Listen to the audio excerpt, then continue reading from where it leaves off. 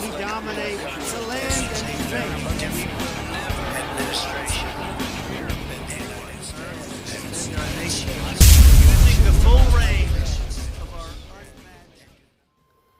Ассалаумағалейкум, армысыздар алашелі. Жапон халқы тілін, дәстүрін және самурайлар рухын сақтап, Азияда ең алғашқы болып батыс отаршылдарының қыспағынан құтылып, өнеркәсіптенуге сәтті қадам жасап, шығыстағы құдіретті елге айналды. Бүгінде кішкентай ғана жер көлеміне ие арал мемлекеті Жапония, жаһандағы алдыңғы ірі экономикалық қуатқа ие тұлға. Ондай болса, Жапон халқы бодандықтан қалай құтылып, бүгінгі жетістікке қалай жетті? Жапон тарихындағы самурай сардарлары қайда кетті? Неге біздің алаштар Жапон еліне қызықты және Жапонияны алаш елінің болашағын моделдеудің үлгісі деп қарады? Бұл жолы сіздермен бірге осы сұрақтардың жауабын іздейміз. 19 ғасыр батыс державаларының өнеркәсіптік революциялары сәтті аяқталып, сыртқы нарықты іздестіру және отаршылдық кеңеюі үшін әлем елдерін бөліске салып, толықтай және жартылай отарлап жатқан уақыттары еді. 1853 жылы 8 тамызда ақш-тың Маттеу Пери генералы бастаған мұздай қаруланған 4 әскери кемесі Жапонияның Йокосука портына басып кіреді. Жапонияның көз алдында зеңбіректерін өздеріне қаратып тұрған бұл кемелер қуатты боран құлатып кететін Құбылайдың желкенді кемелері емес еді. Сол замандағы ең озық қарулармен жабдықталған, мұржасынан қара түтін будақтап тұрған қап-қара темір кемелер. Осыдан 13 жыл бұрын көршілері Қытайды Апиын соғысында дәл осындай батыстың кемелері тізе бүктірген. Өздеріне қарата салыстырғанда алып бір Қытайдың басын идірген батыс осал жау емес екенін самурайлар білді. Әрине, Жапонияда еш нәрседен хабарсыз ел емес. 17 ғасырдағы ең қуатты ел Голландияны 200 жылдан бері самурайлар танитын. Олардың ішіндегі бір бөлім самурайлар голландиялықтардың тілін үйреніп, сол кездегі батыста болып жатқан саяси өзгерістер мен өнеркәсіптің дамуы жайлы белгілі дәрежеде хабардар болатын.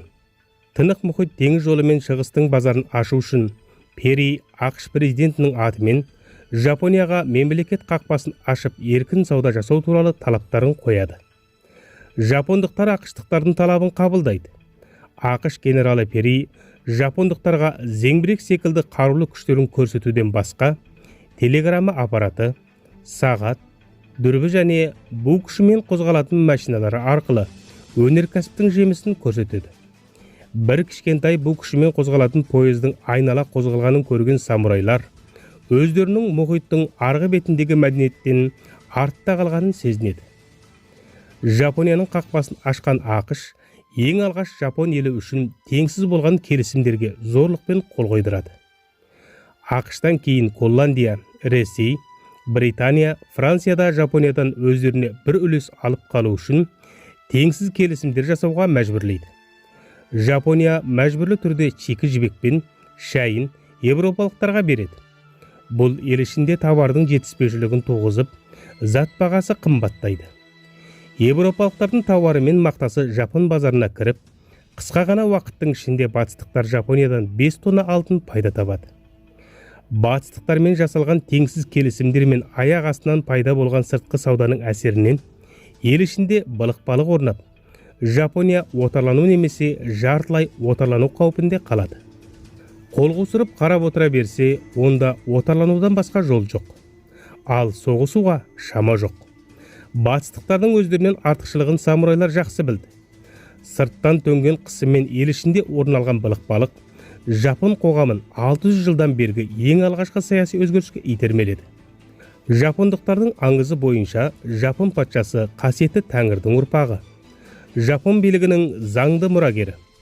Алайда Жапон билігін 12 ғасырдан бері қолында әскери қуаты бар Токугава Бакуфу генерал әулеті патшаны тек мемлекеттің символына айналдырып, өздері билеп келген.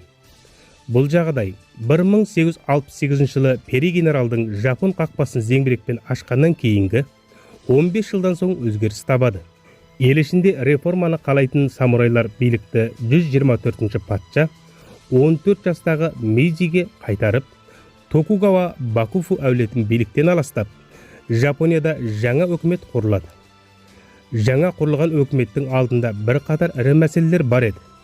Бұл түйіндерді шешу үшін ендігі жерде самурайлар белдеріндегі қылыштарын шешіп, қолдарына қалам алып, батыстың озық ғылымын үйреніп, олардың өнеркәсіптегі артықшылықтарын өздерінің игілігіне пайдаланып, ертерек солардың қатарына қосылуды мақсат етті. Самурайлар батыстың озық өнеркәсібі мен ғылымын өздеріне көшіріп пайдалану үшін ең бірінші халықты сауаттандыру мен ынталы жастарды шетелде оқытатын оқу-ағарту саласына бар күштерін салды. Әрине, бұл барыста батыс мәдениетіне жұтылып, дәстүр мен тілден айырылып қалмаудың жолдарын да қарастырды.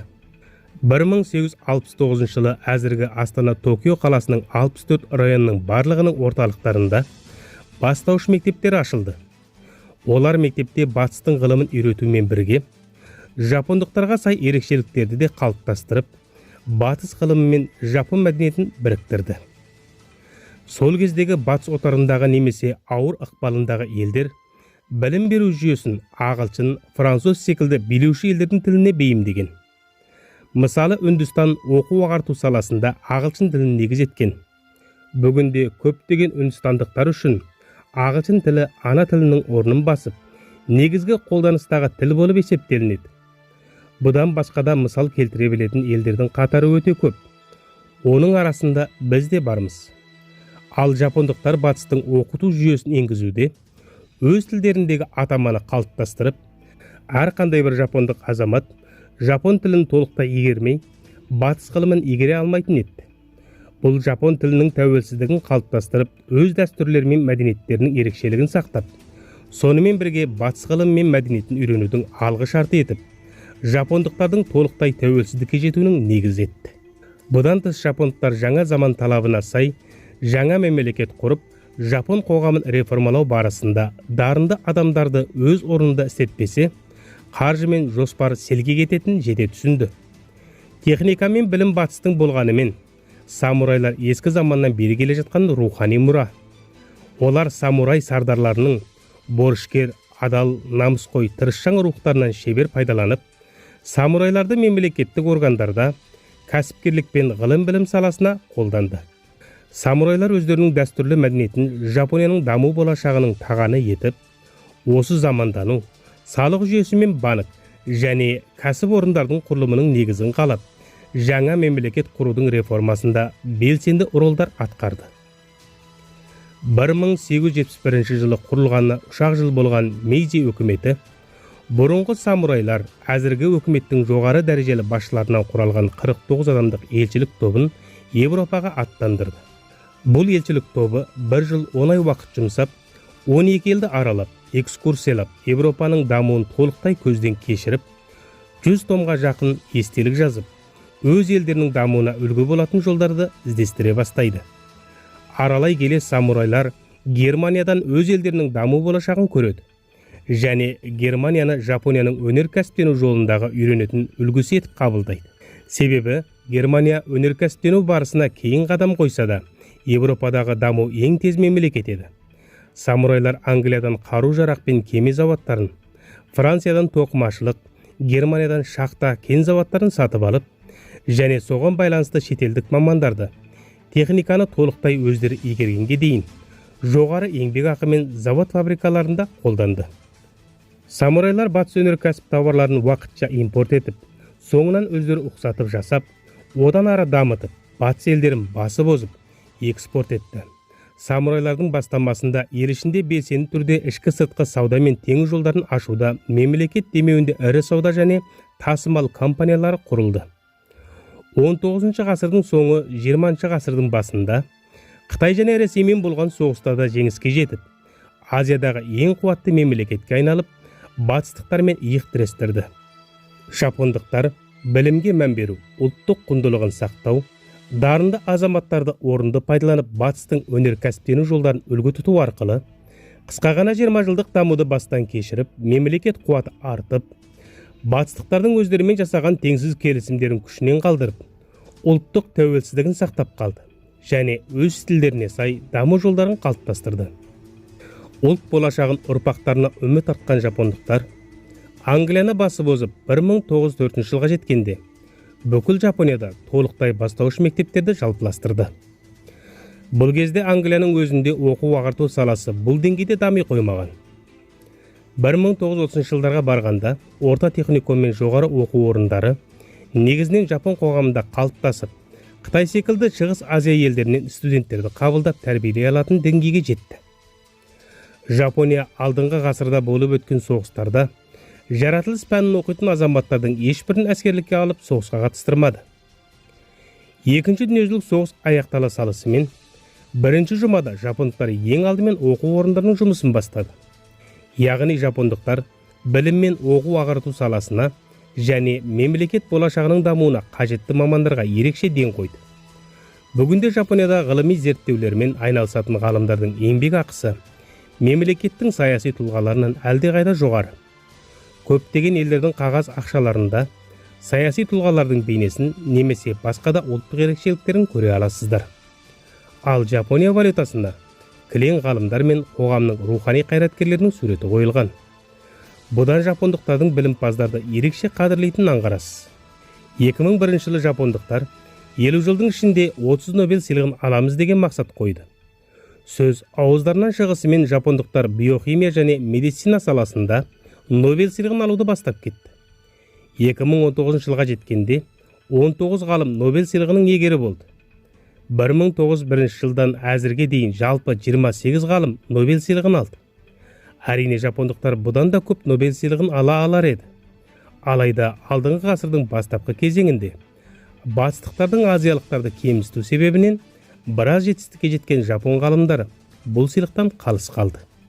Алаш елінің тәуелсіздігі мен дамуын армандап, қазақтың әрбір тасы қазақтың өміріне түйме болып тағылып, қазақтың жерінде өндірілген бір уыс жүн сол мемлекеттің азаматтарының үстіне тоқыма болып тоқылып киілуі керек деп аңсаған алаш арыстары арманына жете алмай жапон тыңшысы деген айыппен айыпталды. Ардақты алаш арыстары ешқандай ұлттық ерекшелігін жоғалтпай, батыспен иық тіресе білген самурайлар елін алаш елінің болашағын модельдеудің үлгісі етті. Алаш ардақтыларының қазақтың өз ұлттық құндылығын сақтай отырып, даму жолына түсуде самурайлар елін үлгі етіп, талдауында еш қателік болмағанын Жапон тарихынан білдік. Жапондықтар жайлы әлі де қызықты деректі білгілеріңіз келсе, осы видеоға лайк басып, барлық әлеуметтік желіде таратып, комментарий қалдырып, каналымызға тіркеліңіздер. Бақтан вазгешіп, бастары оққа байлаған. Ей тар заман